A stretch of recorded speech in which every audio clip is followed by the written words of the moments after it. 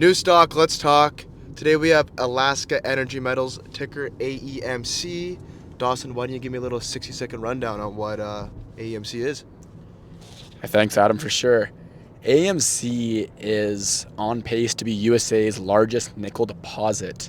Currently, they're exploring up in Alaska, hence Alaska Energy Metals, for the precious metal nickel.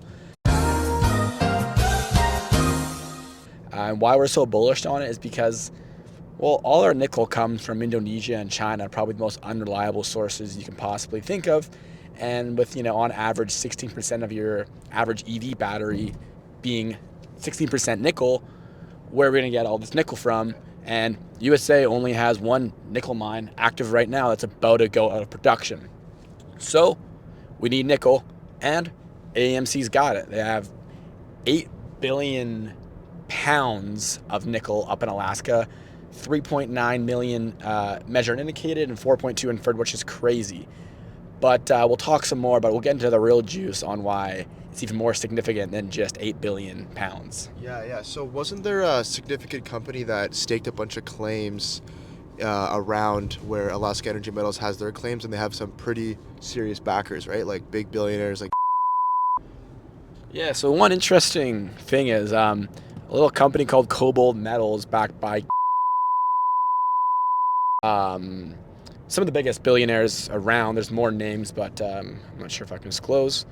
However, they have this proprietary AI software that scans the whole globe for deposits, mineral deposits, and they've had massive success so far with it. And just as they were scanning, they came across a little place in Alaska, which Alaska Energy Metals ended up staking. So they staked their Eureka project, is where their 8 billion pounds are, and they have a project literally right across the road called Canwell. And I guess the little AI software wasn't quick enough, and AEMC scooped those claims up right before Cobalt Metals could. And Cobalt Metals was, it's a massive company. They've had huge success with the software, and they thought the property was so good that they decided to stake every little piece of land around AEMC. So, if those billionaires know how to sniff out deposits and they staked all around AEMC, I'm sure they've got something. And in particular, they staked around their Canwell project, which is right across from the Eureka. So the Eureka is their 8 billion pounds, and the Canwell is this kind of blue sky project that has 13% nickel at surface. So I think Cobalt staking around that 13% nickel, I think it means something significant. And this year, AEMC is going to put 5,000 meters of drilling into that 13% nickel at surface. And they actually had an EM survey we'll throw right here that kind of shows they have high charge targets right under that 13% nickel. So if they can hit even 5 to 10 meters of that 13% nickel underneath the surface, not only will they have, the 8 billion pound story, but they'll have a whole other story on across the road with Canwell. And I think they run an average grade around 0.3. I'll put it up there for correct at their Eureka. But 13% nickel is no joke.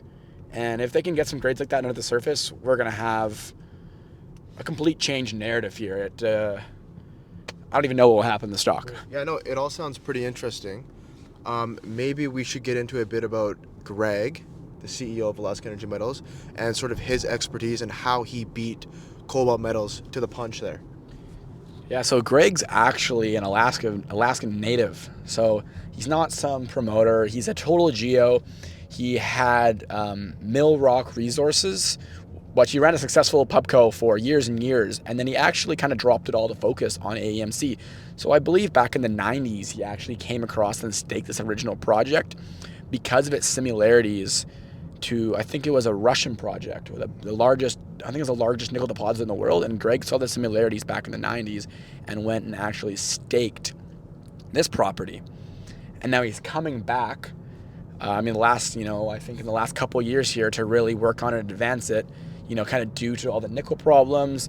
Back when he staked it, nickel wasn't what it was today. There wasn't the same use cases, same demand, but now with all the demand and the use cases, having this much nickel is, seriously significant. So Alaska's only been exploring for a few years now. How do they already have 8 billion pounds of nickel in the ground?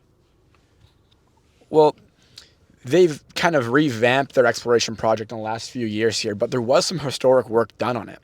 Before they came, they didn't have much. They've had a bunch of historic drill holes, sampling and mapping and stuff like that. And they own 100% of all that. So they have no more money going into, the groundwork, exploration, mapping, EM surveys. They already have all that done. So basically every dollar in the last few years has gone into drilling, which has allowed them to prove this massive resource with only one drill season. They only put in 8 holes last drill season, and somehow they managed to get 8 billion tons out of that. Well, 3.9 measured indicated, 4.2 inferred. But that's crazy. So 8 holes. So what excites me is now this year, they're putting in 15,000 meters of drilling, 10 into Eureka and 5,000 into the Canwell. What are they going to do? If they got 8 billion pounds from 8 holes, I can't imagine what's going to come after this drill season. And what I think is going to happen is I think they're actually going to become USA's largest nickel deposit. Right now they're second, but I believe they're going to become first. Let's look at, I believe, CNC, ticker CNC, about a 240 million market cap. They actually have a lower grade than AEMC does, and yet they only have 14 billion pounds. And I think one more drill season, AEMC is going to have not even a higher grade. They're going to have a bigger deposit. Higher grade, bigger deposit. I don't really know what else. And they're only trading at an 18 million market cap today compared to the 242 million market cap that CNC is sitting at, which is quite significant looking at those valuation metrics. What AEMC might become after this drill season is where companies are at with $200 million plus market caps. And we're looking at AEMC right now with an $18 million market cap. So, doing those valuation metrics, after this year, the narrative could be changed. And that's just with expanding the current deposit. We still have yet to see what's under Canwell, what's under that 13% nickel. So, there's so much to look forward to into this drill season. And what they did with last drill season was phenomenal because they're not putting dollars towards, little sampling. They're not going around taking photos and crap like that. They're drilling. They are going out there and they are adding pounds, tons, grades. They already have a 0-to-1 strip ratio, which means in order to get to the ore, in order to get to the juice, they don't have to waste any rock. They don't got to go through any bull crap to get to the nickel. So that means 0-to-1 strip ratio. It means 0 waste to get the ore. 0-to-1. I don't know the actual technical terms. But so yeah, as soon as they start mining this stuff, they're going to be extracting nickel. They don't have any waste. This deposit is at surface. They have the drill and they're ready to kill. And they're on the hill. They're on the hill, ready to kill with the drill. All right, so the project sounds fantastic.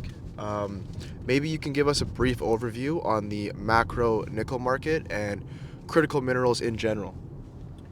Yeah, for sure. I think we've all kind of seen the green energy wave going on, But, everyone's talking lithium this, lithium that. But seriously, nickel is actually more essential to an EV battery than lithium. And right now, China and Indonesia have a huge monopoly on this market. And, EV makers... China and Indonesia actually have a monopoly on the nickel market, and EV makers are kind of crapping their pants right now. Elon's been making tweets like this. They understand that they don't have access to nickel. All these EV makers and, all this technology that critical nickel is essential to, they're crapping their pants. They don't know what to do. It is a serious problem. There is a supply crunch going on right now. And Samsung just signed this huge deal right here with CNC. I might be getting that ticker wrong. I'm sorry. We will correct it if the ticker is wrong.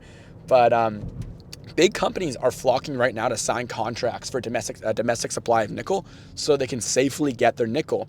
And not only is it the safety issue, but the U.S. is actually giving grants on tax or giving credits out to companies that are buying locally sourced nickel just to kind of, wean off of that international Chinese, Indonesian reliability.